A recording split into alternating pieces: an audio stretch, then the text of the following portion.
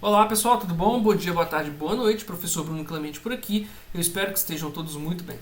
Vamos então, pessoal, continuar o nosso exercício e vamos aprender a trabalhar com esse exibe mais cadastrado. Pessoal, uma coisa muito importante que eu sempre recomendo para todo aluno é o seguinte: não adianta codificar sem saber o que você quer fazer, beleza? Você primeiro precisa ler o enunciado, entender o que tem que ser feito, esse passo é essencial. E depois que você entender o que você tem que fazer, você tem que pensar a lógica de programação.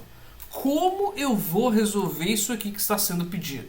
Depois que você sabe o como fazer, só nesse momento você pega o teclado. Então esse camarada aqui, ó, tecladozinho que eu tenho, eu posso jogar ele para longe, ó. Eu não tô com esse camarada aqui na minha mesa, tá? Eu acabei de tirar ele da minha mesa. Por quê? Porque primeiro eu preciso pensar... Vou até voltar aqui a tela para vocês me verem melhor, tá? Então, ó, vocês estão vendo aqui meu tecladinho. Tô colocando ele aqui do outro lado, beleza? E por que eu tô falando isso? Vou até cruzar os braços aqui para vocês verem que eu não tô mexendo no teclado. Porque primeiro eu tenho que pensar qual é a lógica. Então, o que eu quero fazer com esse cadastro de endereços? Eu preciso criar um vetor. Eu preciso de um vetor separado, né? Porque eu vou ter um vetor de todas as cidades e depois eu vou precisar percorrer esse meu vetor. Tudo bem? Então vamos dar uma olhada agora. Eu vou pegar o teclado de novo para mostrar como é que eu vou fazer esse código. Porque eu vou precisar em algum momento não apenas ler um por um, mas eu vou precisar saber como que eu vou lidar com eles. Então qual é a sugestão que eu, Bruno, estou dando? Veja bem, programação é uma coisa que tem várias formas de se trabalhar, não tem um jeito certo. Eu vou dizer qual é a do Bruno, tudo bem? Eu vou criar um segundo vetor. Além do vetor de cidades de endereço que você cadastrou, eu vou criar um segundo vetor. E o que eu vou fazer nesse segundo vetor? Toda vez que eu ler uma cidade no primeiro vetor, ou seja, imagina que eu criei 5. Toda vez que eu ler uma dessas 5, eu vou me perguntar o seguinte: eu já botei no segundo vetor? Se eu já botei, eu tenho um comportamento. Se eu não botei, eu tenho outro. Vamos pensar o que a gente vai fazer. Caso eu já tenha colocado, caso eu não tenha colocado ainda, eu vou adicionar a primeira vez. E eu vou fazer o seguinte: eu não vou salvar só a cidade ou o endereço. Eu vou fazer um objeto literal que vai guardar o endereço e a quantidade. E como a gente já tem certeza que não tinha nada no vetor, a quantidade vai começar como 1. Ou seja, se não estava no vetor, eu vou criar e vou colocar 1 de quantidade. Agora, caso já esteja no vetor, eu não vou criar um novo. Eu vou simplesmente ir lá no que já existe e incrementar 1 na quantidade. Então, se tinha e estava com quantidade 3, eu vou botar quantidade 4. O que eu estou fazendo? Eu estou deixando de ter um vetor com 5 nomes, tendo várias repetições de cidade, e eu vou criar um novo vetor onde cada cidade só aparece uma vez e ela tem um contador para eu saber quantas vezes ela apareceu. Depois que eu tenho esse vetor pronto, ficou muito fácil descobrir. É só fazer um for simples e ver quem é que tem a maior quantidade. Feito tudo isso, eu vou pegar meu teclado de volta, beleza? Vamos dar uma olhada junto no código, vou compartilhar de novo aqui com vocês e vamos dar uma olhada como é que eu fiz isso no código. No ato de buscar a mais cadastrada, ou seja, no clique do botão, eu criei uma funçãozinha minha chamada get, ou obtenha, cidade mais cadastrada. E aí então a lógica toda vai ser feita dentro dessa função, tudo bem? Não vou deixar ela no clique, eu coloquei numa função. Passo 1, criei o vetor cidades. O vetor cidades é diferente do vet endereços, né? O vet endereços, ele é um vetor apenas, ou melhor, com todos os endereços criados pelo meu usuário.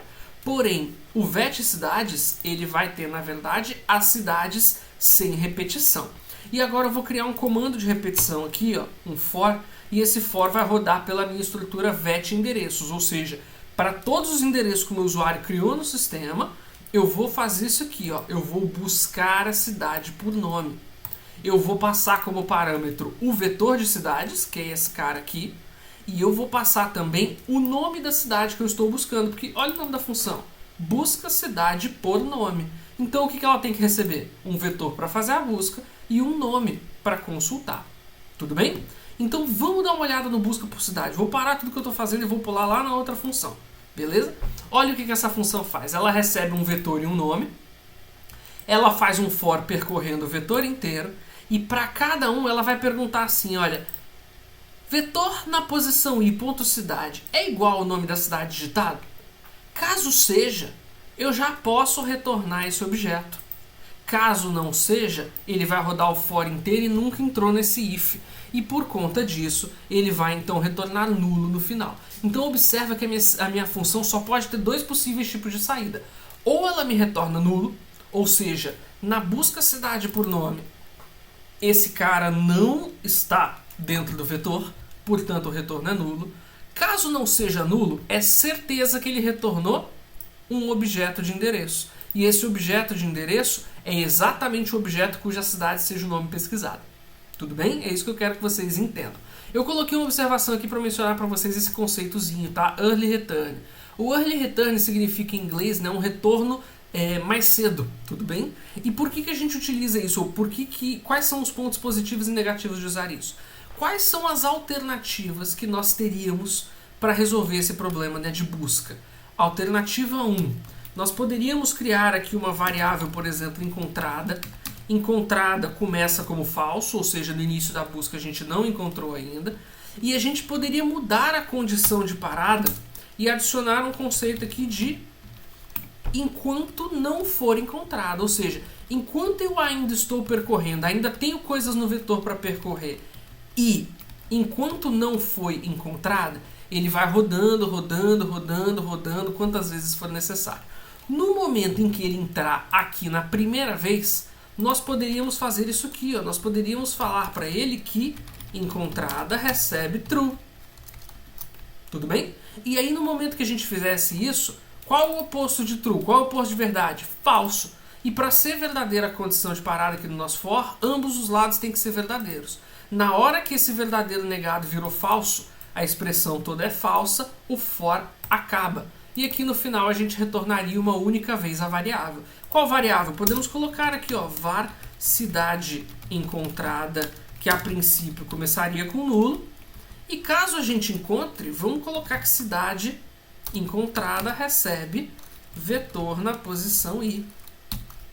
Chegando aqui no final, a gente retorna, ao invés de null, cidade encontrada. Então vamos ver o que aconteceu de diferente. Spoiler, praticamente nada, tá? A gente começa com nulo. Se ele passar pelo for e nunca entrar no if, quando ele retornar a cidade encontrada, o que está retornando? Nulo, que é exatamente aquilo que eu queria, né? Ou seja, se ele não achou na busca, retorne nulo. Porém, caso ele entre no if, o nome da cidade estiver no vetor, o que ele faz? Ele marca que encontrado é verdadeiro, ele armazena quem que é, o for vai incrementar e vai sair, porque agora é diferente de encontrado, agora deu falso, e ele vai retornar a cidade encontrada, que é quem? Vetor na posição i, que é exatamente o que eu tinha mandado retornar. Tá? Quais são os prós e contras de cada um para explicar rapidamente? Esse método novo que vocês estão vendo aqui, né, esse que eu acabei de fazer e que eu já usei em outros momentos e correções de exercício, ele é mais intuitivo. Por quê? Porque isso aqui que a gente tem no for, olha, tem 3 divisões. Ele tem a criação da variável, ele tem a condição de parada e ele tem o incremento. Olha o termo que eu usei, condição de parada. Se essa aqui é a condição de parada, é nessa condição que ele tem que parar. Olha como é que faz sentido. Se você não faz isso, não coloca essa condição e coloca um return aqui no meio, o que você está fazendo? Você está criando uma nova condição de parada que não está descrita na condição de parada do exercício. Então você está meio que, bom, para que eu tenho uma condição de parada se eu não preciso, eu vou usar outra condição de parada, né? E aí pode causar dúvida no programador que for fazer isso. Então, uma dica que a gente tem, que a gente sempre recomenda, é utilizar essa forma de saída aí sem o early return, né? Ou seja, usando a variável booleana encontrada e armazenando qual é a cidade e tendo apenas um retorno no código, é uma coisa mais legível e é uma coisa mais fácil de entender. Tudo bem? Qual é a vantagem do early return? Muitas das vezes... antes de falar sobre isso, deixa eu só mencionar uma outra coisa importante, né, do anterior, tá? Hoje vocês estão vendo um código pequenininho. O código tem 10 linhas e cabe tudo numa tela. Imagina que você tem uma rotina com 280 linhas e dentro delas tem um for com 72 linhas e você não sabe por que aquele for está encerrando no meio. E aí você vai descobrir que lá no meio da linha 74 existe um return ali no meio e ele está entrando naquele return. Olha a trabalheira que você como programador teve que ter para encontrar qual era o problema, encontrar onde é que estava sendo essa saída que não estava prevista na condição de parada. beleza? Então é por isso, esse é o ponto positivo de não usar o Early Return, tá?